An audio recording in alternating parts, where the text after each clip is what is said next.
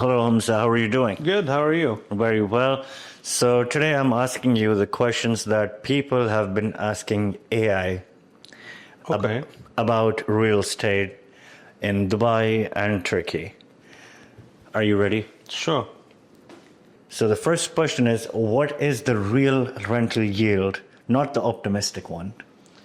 In the brochures, they'll tell you 12%, but in reality, you will find it between 5 to 7% net profit after all the expenses that they don't share with you. And these expenses basically can be service charge, can be notary fees, paperwork, a lot of fees that can be hidden, and it changed a lot of things when it comes to the net returns. How often do developers actually deliver on time?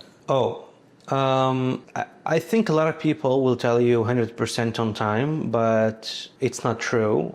Please don't believe this, because by law, the government is given a delay period of 6 to 12 months, depends on the country. For example, in Turkey, it's 6 months. In the UAE, it's almost 1 year. So just keep in mind and do your math accordingly to a 6-month delay, so you don't get any surprises. What's the biggest hidden cost buyers usually miss here? I think it's worldwide, not only in Dubai or Istanbul, but I would say the title deed fees or the DLD fees in Dubai, which is 4%. Then you will be having admin fees or notary fees. Then it depends on the country, maybe VAT. For example, in Istanbul, we have 1 to 10 to 20% VAT, depends on the type of the property, if it's commercial, offices, home office, or residential, and that depends majorly. So just be careful on the fees, because the prices that you see on the ads are just raw prices or starting prices maybe, and doesn't reflect the right price of the property or the project, and you need to ask for the hidden fees before you get engaged in any purchase. What is the common scam or fraud in Dubai real estate and Turkish real estate? Fake listings, fake properties, fake prices, fake projects, and this, I think, it's not only in Dubai or Istanbul, probably you'll find it everywhere. So just make sure you deal with a trustworthy or a trusted agency.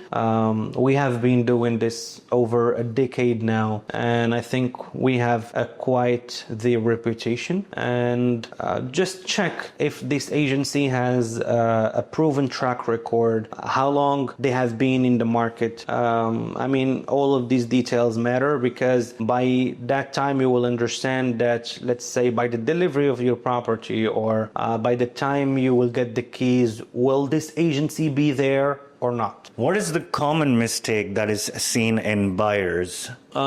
Basically buying overpriced properties in the wrong areas, and it reflects so much on how much they will lose, especially if they don't rent this property, because the cost of the property will increase every month as they need to pay service charge, bills, utilities, and everything. So before you buy a property, do your math, do your homework about the location, the developer, the rental income, the rental expectation, and everything, and plan your exit strategy ahead. What are the 3 most overrated neighborhoods in Istanbul? Overrated. I would go with Beylikdüzü, Büyükçekmece, and maybe Boston Express area, which is Bağcılar.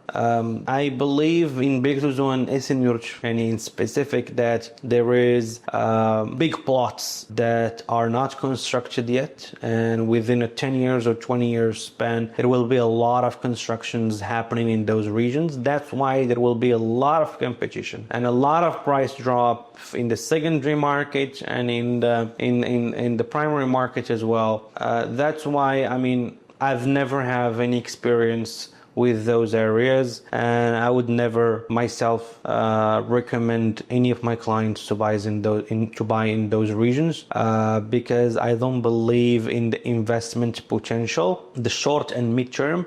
Maybe if you are looking for the long-term run, which is planning to rent it for 20 years, 30 years, maybe you would be able to make good money. But in order to resell it, that would be a major issue. Your top 3 areas in Dubai and in Istanbul. Dubai, I would always go with Maritime City, very promising area. I would also go with Al Marjan Islands, very interesting concepts, amazing facilities, amazing 5-star hotels. The government made huge work in Al Marjan Island and in Ras Al Khaimah in general. And third, I would go always with downtown because you would never go wrong with downtown. When it comes to Istanbul, I mean, mostly I would choose Sarıyer, my favorite place. Then I would go maybe with Şişli and Beşiktaş.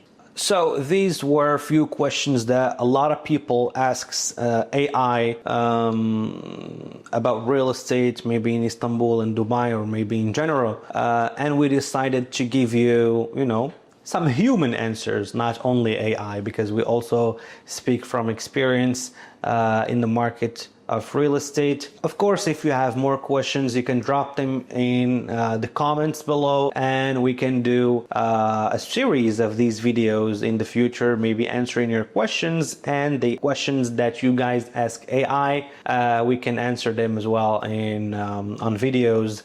This is Hamza from Prestij Consulting, and I hope to see you in another video.